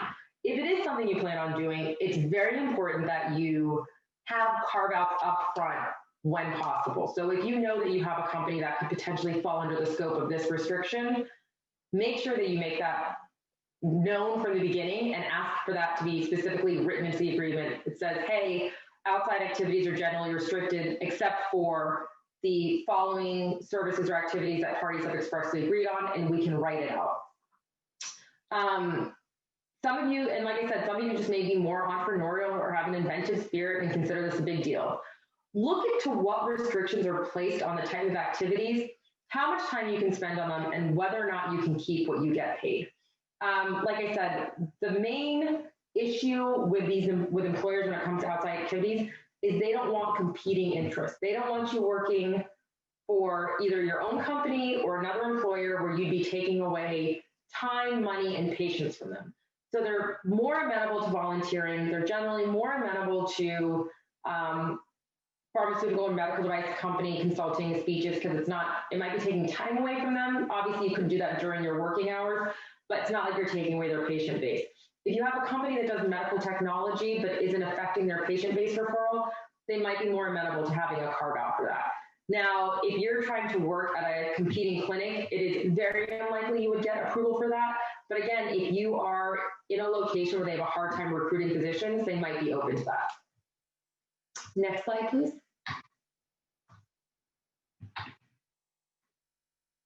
Okay, so here's some sample language.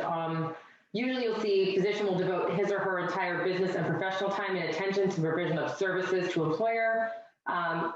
Example languages, outside activities, shall expenditure of reasonable amounts of time for personal activities, outside investments, and charitable and professional organization activities shall not be deemed a breach of this agreement, provided such activities do not materially interfere with the services required to be rendered to the employer.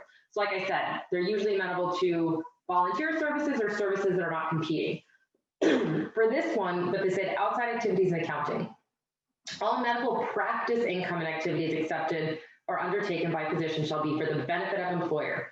Physician shall disclose in writing to the employer any and all agreements or contractual arrangements for which physician will be compensated for services provided by him or her during the term of the agreement. Outside activities such as teaching, lecturing, writing, and consulted work taken for any government or other agency may be undertaken by the physician, but all collections shall be remitted to the employer, which says, hey, you can engage in these activities, but you have to give us some money you receive from that. So if that's something you plan on doing, and if that's something where you want to keep that money, you need to make sure you negotiate that into the agreement or get written approval prior to this. Next slide, please. Call coverage. So depending on the practice, you may be expected to provide call coverage. Things to consider are the hours requirement ratio. Are you splitting call among 10 people, or is it just the new people that are expected to take call? Is it exclusive? Is there payment? If you're offered additional payment for call coverage, you want to make sure you negotiate the hours expected, exclusivity, and payment terms. Is it 24-hour coverage? Is it a week at a time? Do you have to be immediately available, or do you have to be able to answer a phone call but not go in? Is it something where it's a 15 to 20 minute expectation of coming into the office? Are you sharing coverage, or are you able to get exclusivity? How is the schedule determined? How many physicians are sharing the call? Can you take call at other healthcare providers? Do you have to pay for your own backup if there's a conflict of rotation? We often see this in agreements, which says, physician shall be assigned call by employer. If physician's unable to, they need to coordinate with another physician, or they need to pay X amount of money. And will you be paid for call separately, or is it built into your salary as a job duty? Next slide, please. Okay, so here's some example call language.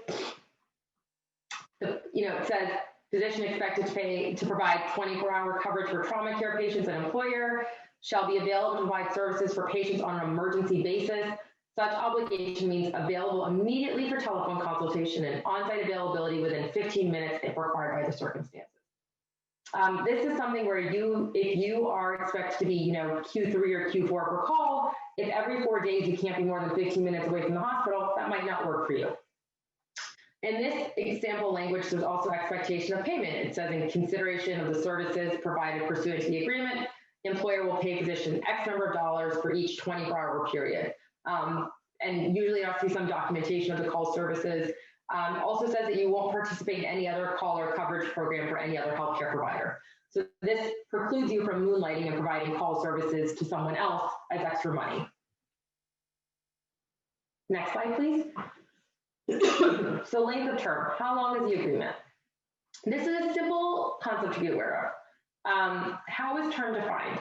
Typically, you see initial term of 2 to 3 years, separated from subsequent terms that automatically kick in, which are referred to as renewal terms. You'll often see language that says, this agreement will begin on this date and shall last for 3 years and shall automatically renew for additional 1-year periods, which is the sample language you see up there. We bring this up to highlight the responsibility to know what obligations and benefits you have during the initial term versus a renewal term, and negotiate accordingly if you want something to run for a shorter or longer duration. Consider, for example, the vesting period associated with retirement plan contributions. If the vesting period is longer than the initial term, consider the impact of the renewal term. Next slide, please. And while it might seem scary to see, this agreement is 3 years, at the end of the day, it's only 3 years, assuming there's no exit strategy. So there's no way to terminate the agreement by the employer or by you. So you want to make sure there's an out. What may seem reasonable and fantastic now may not materialize when you get there. Without cause provisions allow either party to walk away with a provision of notice period anywhere between 30 to 180 days is what we see for any reason. So this could oftentimes trigger non-compete. If you're choosing to leave, that non-compete can be triggered. And with regard to exit strategy, you want to make sure there's not just an exit strategy for you leaving this employer, but, and this is, I meant to mention this during the non-compete discussion, but you want to make sure with a non-compete that you're not put in a position where you have the inability to work if that non-compete is triggered, if you plan on staying in that area. So if the only thing tying you to an area is the job, and if that job ends, you plan on moving anyway, the non-compete isn't a hill to die on. If you have personal ties to a city, so for example, let's say your family's from Columbus, your significant other has a job in Columbus, and you need to stay in Columbus even after this job ends, you want to fight harder on that non-compete. Back to the termination with cause. So with cause termination is someone screwed up, whether that's you or the employer, and that screw up is the reason that the contract is being terminated. It's common for employers to specify that they have the option to terminate with cause, but they sometimes do not spell out what constitutes cause. It's less common in agreements from the start for the physician to have the explicit option to terminate for cause, because that's obviously beneficial for you, and the employer's not going to draft the agreement to give you an out that they don't want you to have. It's in your interest to make sure the contract says you can terminate for cause, so include that language if you can, and define cause, even if it's as basic as the employer's failure to fulfill its obligations under the agreement. Because the agreement you will get is going to be defined is very broadly in favor of the employer. Additionally, you want to make sure that you are given a cure period of 30 days. So if the employer says that they can terminate your agreement with cause if you breach the agreement for whatever reason, you want to make sure you have the option to fix whatever they claim you did wrong. So typically 30 days is what we see. So the employer would have to tell you in writing what you allegedly did wrong, and then you have 30 days to fix it before you can be fired for that. Again, it's important that you remember what clauses in the contract are triggered if you terminate or if you're terminated for cause. Next slide, please. So here's some sample language for without cause termination. Either employer or physician may terminate this agreement at any time without cause upon 120 days prior written notice to the other party.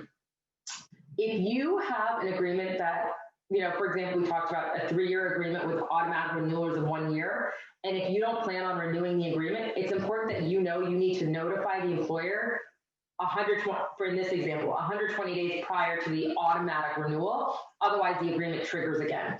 So when you plan on leaving, it's important you know when the agreement's going to automatically renew and notify in advance if you have a without cause provision. If there's termination without cause, the employer may not allow you to work during, they could have the option to say, hey, we don't want you to work, but we'll still pay you. And that could be because they potentially don't trust you to provide services anymore, but that would differ from employer to employer. Next slide, please. Here's sample language for termination with cause. Here, cause is defined as specific triggers. As I mentioned, physicians don't always have for-cause termination rights. Consider whether to write them in as part of the negotiation process. We recommend that you do if you have the leverage to do so.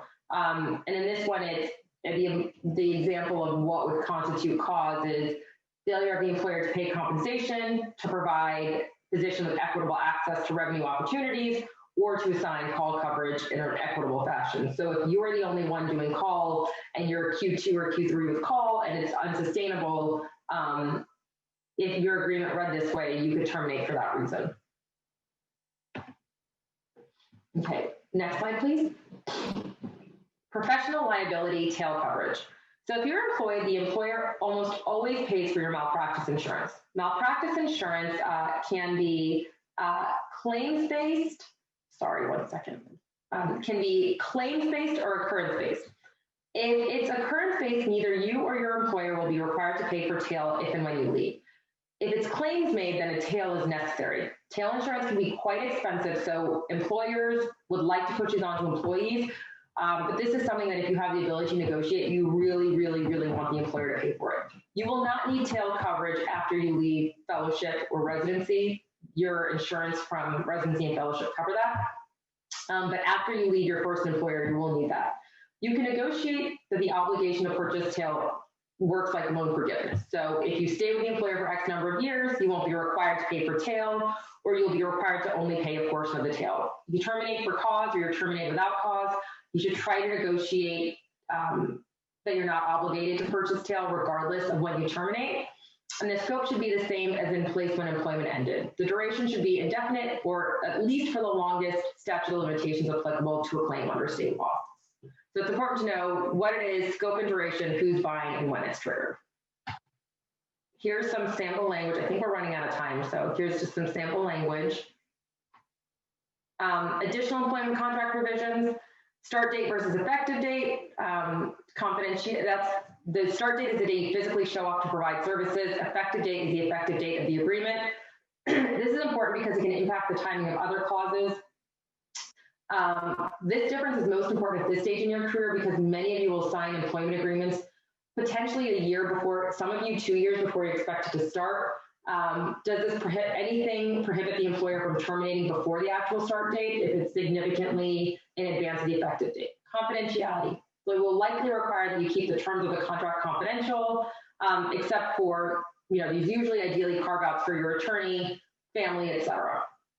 It can also include confidentiality provisions about keeping patient lists, policies, business secrets, whatnot, business operations confidential. Exclusive negotiations. So this is an important one, but in letters of intent, they may require you to only negotiate with one party at a time, which prevents you from bidding or talking to multiple employers. It can be present in employment agreements as well. That's something to keep in mind if you are wanting to speak to different employers at once. Indemnification, that means that you cover your employer for your negligence, material omissions, fraudulent billing, coding, etc. We're not talking about medical malpractice, which is covered by malpractice insurance. This could be, for example, you accidentally upcoded a service from a level 2 to a level 3. It can sound severe and the cost can be steep, but it's relatively standard in the industry and not something an employer is likely going to change. It covers them if you mess up. Medical records completion, there's usually a clause that says that you agree to complete records in a timely manner, and failure to do so could affect your compensation. Breach, that's usually, as I mentioned earlier, associated with for-cause termination. Dispute resolution, they may require that you go to a mediator or arbitrator before taking it to court. Next slide, please. So one thing I wanted to talk about briefly was the potential impact of COVID we're seeing. So starting at the end of spring, in some employment agreements, we've seen the following because COVID has impacted healthcare providers significantly in terms of their revenue flow, in terms of their patient base. And now that we're in the third wave, we're seeing financial hits again. You may see temporary salary reductions. It could be, hey, you're going to earn 75% for the next 6 months. We've seen rolling salary model amendments where compensation is based on the past 12 months of productivity. In that case, compensation would decrease for as long as the surge persists and will slowly ramp back up. We've also seen deferred start dates. So, you're starting 6 or 8 months later. We've seen reduced FTE. I just reviewed an agreement for Rush Hospital for a pediatric surgeon. And this woman is going to have to do 0.0 FTE for a year, and then theoretically or ideally she'd be hired at full time after that spring. These types of amendments are not in every agreement, but like I said, we're seeing this more often. Mutual agreement versus unilateral decision. I mean, a lot of employers are having to make this decision, and you're not going to have a lot of leverage to push back. And at the end of the day, I don't think employers are doing this because they're trying to take advantage. They're just trying to stay in business. And so you need to really think about what you're willing to give up as a result of COVID. But you also want to make sure that the employer is not writing this to say for an indefinite period of time, you know, if you can write in some 6 months, 8 months reevaluation, you want to make sure you're including that. But just wanted to give you a heads up as you're looking for jobs that these are unfortunately employment agreement changes that we're seeing fairly frequently. Next slide, please. Just some general tips for success. Credentialing can take quite a while. Make sure you fill it on time. Same with licensure. Be responsive to any emails or calls. Ask questions. Don't make any assumptions. Read all your paperwork. Don't disparage anyone. Make sure you're attending all meetings and hire a lawyer for any of your needs. We want to end, these are the tips that we've learned from our years of experience in-house and outside, representing positions and employers, and it'll help you be successful in your first job. Thank you so much. I really appreciate your time. Liz, do I do questions? That was terrific. Later. Yes, I've been looking at the questions. We have time for just maybe a couple of quick ones. First, I'd like to point out that in the chat is information on claiming your CME credit, as well as the link to the hub for the meeting, where you can find session slides. So first, if you're comfortable estimating, knowing there may be quite a bit of variability, how much can a trainee expect to pay for a contract review? So that can vary significantly, anywhere from, I think, you know, $600, $700 to $2,000. But typically you'll see $500 to $1,000, assuming there's no negotiation. That would just be reviewing your agreement, assuming there's not anything significant complex. It's one of those things where it's, you know, and I get this, my husband just finished training and got what I like to refer to as his big boy job this year. And I get, you know, like during training, money's tight, you're getting a residency fellowship budget. But, you know, it's one of those things you want to make sure you're agreeing to what you expect. And so $500 or $1,000 or $1,500 can seem like a significant expense when you're in training, but it's one of those things that we highly recommend is worth it because you want to make sure you know what you're agreeing to. Excellent. And do you have any suggestions for trainees to sort out what the fair market values are relative to salaries or RVUs so they can calibrate their offers? Yeah, so there's something referred to as the MGMA, and they have, you know, here are the quartiles that you can expect to make as a pediatrician in the Midwest or a pediatrician in the East Coast. Unfortunately, that book is incredibly expensive. A lot of hospitals have that, and you should also ask around. So see what your peers are making in that market with the same experience you have. So if you're wanting to work as a pediatrician in New York City, I wouldn't speak to your pediatric urologist friend in Bose, like, you know, Bose, Montana to ask what they're making. You want to make sure that it'd be other New Yorkers, other people with the same amount of training and kind of the same practice to get a sense of, you know, this is a reasonable range. And then obviously, you know, you want to make sure it passes the smell test. You know, if someone's trying to offer you $80,000, then you're clearly getting underpaid. If someone's trying to offer you $1 million as a first-year pediatrician, there might be a pill mill going on. So you want to make sure that you're also just based on what you're expecting.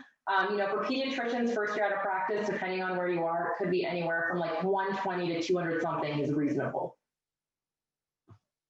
All right, terrific. Thank you so much for your time today and for your expertise. Any additional questions in the Q&A, we will make sure those get answered and disseminated.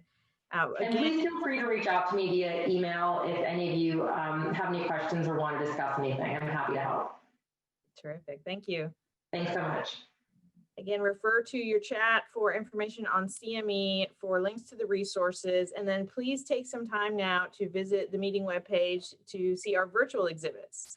So throughout the day, these virtual exhibit pages are places where you can go for networking and opportunities to win prizes. So more details are available on that webpage. You can stay in this Zoom link, and we highly encourage you to do so while we take a break, because we will be resuming at 11:30 with our Store It Safe fundraiser and the Ohio AAP Awards ceremony. Thank you all again for your time today and this really important session for our trainees and early career physicians on financial wellness. Take care all.